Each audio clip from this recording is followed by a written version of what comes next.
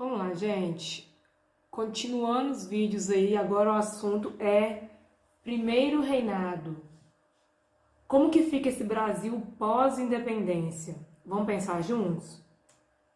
Primeiro fato que a gente vai ter que analisar, gente, o reconhecimento da independência do Brasil. Bem, foi um longo caminho para que o Brasil fosse reconhecido como independente. Não foi todo mundo que, de um dia para o outro, todo mundo reconheceu, o mundo inteiro reconheceu o Brasil como independente. Ao contrário, isso vai acontecendo aos poucos, tá? Como que vai ser esse processo? Os Estados Unidos foi o primeiro a reconhecer o Brasil como independente. Portugal só reconhece a independência do Brasil quando o Brasil paga uma indenização. Exatamente. Mas como a gente não tinha dinheiro, como o Brasil não tinha dinheiro, o Brasil acaba pegando esse dinheiro emprestado da Inglaterra. Qual a conclusão, gente? Compramos a nossa independência do país que sempre nos explorou e ainda por cima acabamos endividados. Até os próprios estados brasileiros, eles demoraram a ser convencidos da independência. Para ele, talvez não seja a independência, não fosse um processo exitoso, de acordo com os interesses de cada estado. Então, é um processo demorado o reconhecimento dessa independência. Pois bem, gente, agora que já estamos independentes, vamos falar sobre a política. Como que ficou a política brasileira nesse primeiro reinado? Vamos pensar, será que modificou muita coisa? Bem, quais foram os arranjos políticos no Brasil independente? Estes são os três principais grupos políticos que vocês estão vendo aqui, né? Do Brasil recém-independente. Vocês já notam que tem divergência de opinião aí. Tem pessoas que querem Dom Pedro mais um Dom Pedro imperador, né? Um Dom Pedro imperador forte, mas tem gente que quer também um imperador mais de fachada, quer que Dom Pedro sirva só aos seus interesses. Mas e aí, como que será que Dom Pedro vai governar? Ele vai aceitar todas as opiniões desses diversos grupos, exaltados, portugueses, moderados, enfim. Como que vai ser a política de Dom Pedro? Como que ele vai ser como imperador? Bem, a primeira coisa a se fazer quando tem um novo governo, né? Uma nova forma de governar, uma nação nova que está nascendo, a primeira coisa que tem que se fazer é uma Constituição. Então é sobre isso que a gente vai falar agora. Então, gente, qual que é a primeira coisa, a primeira decisão que uma nação recém-criada tem que fazer? Uma Constituição.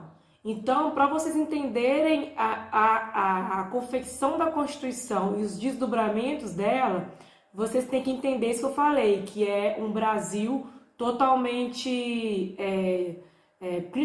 um Brasil principalmente dividido, né, entre aqueles que apoiavam o imperador e aqueles que eram contra o imperador, ou aqueles que apoiavam o imperador, mas o imperador que servisse só aos seus próprios interesses, e aqueles que eram ainda muito com o pé na monarquia, aqueles que queriam escravidão, aqueles que não queriam. Então, esse é o ambiente político que a Constituição vai ser feita. Bem, a Constituição de 1824 demonstra o quê, gente? A tendência autoritária de Dom Pedro. Primeiro porque ela é outorgada, ou seja, ela é imposta pelo Dom Pedro, né? E depois, porque vamos ver os pontos dessa Constituição para entender como que ela é, as características dela. Primeiro, ela coloca o poder executivo, legislativo, judiciário e o poder moderador. Bem, a gente observa que já existe, então, uma divisão de poderes, mas o poder moderador, ele é exercido pelo imperador e ele é supremo em relação a todos os outros poderes, ou seja, quem manda mesmo é o poder moderador na pessoa do imperador, né? As eleições eram indiretas e com restrição ao direito político. Então havia restrições à participação política. As eleições eram indiretas, ou seja, o público votante elegia um grupo de pessoas que estas sim iriam escolher os candidatos e apresentá-los ao imperador. Além de que quase ninguém podia votar. Mulheres, índios, escravos, pobres, não podiam votar, até porque o voto era censitário, ou seja, o voto era de acordo com a renda, por exemplo. Então, pobres não iriam conseguir votar, não ia ter direito político. Além disso, ela institui também a união entre a Igreja Católica e o Estado. Houve, então, o Estado iria influenciar na Igreja, assim como a Igreja Católica iria influenciar no Estado.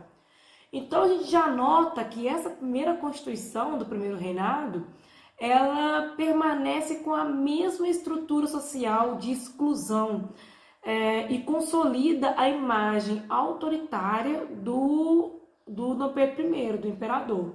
A gente já está percebendo que conflito é algo que vai ter no Primeiro Reinado, né? Bem, a gente vai ver agora os conflitos, quais foram os principais conflitos do Primeiro Reinado. A gente vai começar aí com a Confederação do Equador, gente. A Confederação do Equador, a gente pode dizer que foi uma continuidade em relação à Revolução Pernambucana.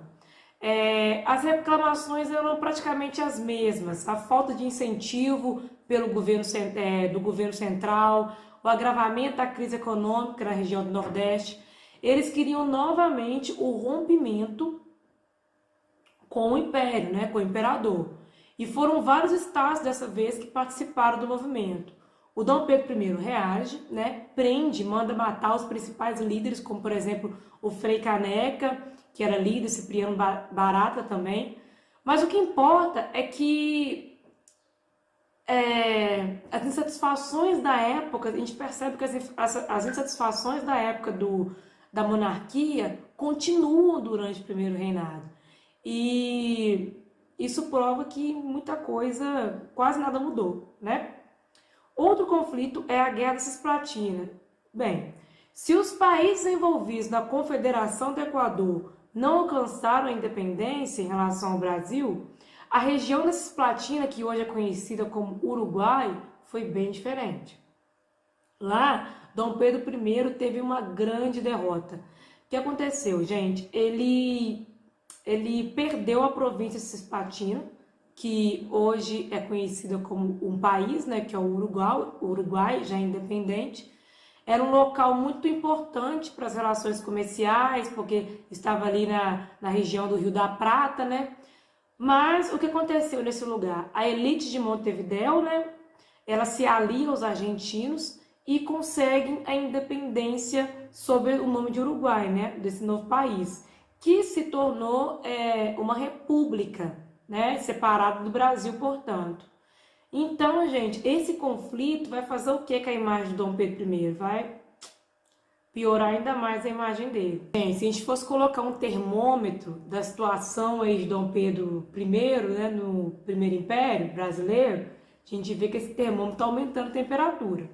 Olha esse episódio aí conhecido como Noite das Garrafadas, né? Esse episódio, gente, é o retrato da falência da imagem de Dom Pedro como um novo homem que iria conduzir o país para um rumo mais próspero, desenvolvido. É justamente o contrário, né? A economia ia mal, Dom Pedro I constrói a imagem de incompetente, né, que perdeu territórios, não tinha um exército decente e ainda por cima era autoritário, né? Para tentar levantar a moral, né, de Dom Pedro I, os apoiadores portugueses saem às ruas com o objetivo de apoiar Dom Pedro, mas eles entram em conflito com brasileiros que não viam motivo nenhum para comemorar, não viam motivo nenhum para a festa. E esse episódio, eles saem na briga, dando garrafada mesmo. E esse episódio fica conhecido como Noite das Garrafadas. Então mostra aí já a imagem de Dom Pedro sendo depreciada pela população. E, gente, agora está chegando cada vez mais perto o momento em que o Primeiro Reinado vai acabar. Bem, a abdicação de Dom Pedro I. A situação lá em Portugal, tem que entender a situação lá em Portugal. Não estava nada boa. Não estava nada boa. Dom Miguel, não sei se vocês lembram que eu falei naquela, acho que foi na primeira aula da parte dos caminhos da independência. O Dom Miguel, irmão de Dom Pedro, ele estava tentando tomar a coroa lá, tentando dar um golpe e tomar a monarquia portuguesa para ele. Uma vez que o Dom João morre, né, o pai deles, o pai de Dom Pedro, e o trono fica vago. Então, o Dom Pedro, que é o sucessor do trono, está onde? A gente está aqui no Brasil. Então, como é que fica essa situação? A situação aqui não está boa, como a gente já viu, e a situação lá também não está. Então, o Dom Pedro decide voltar para Portugal e assume o trono português e abdica do Império Brasileiro. Mas e agora, gente? Quem que vai governar? Quem? O que acontece? Ele deixa aqui no Brasil o filho dele, Dom Pedro II, que ainda é muito pequeno, não tem idade para governar segundo a Constituição.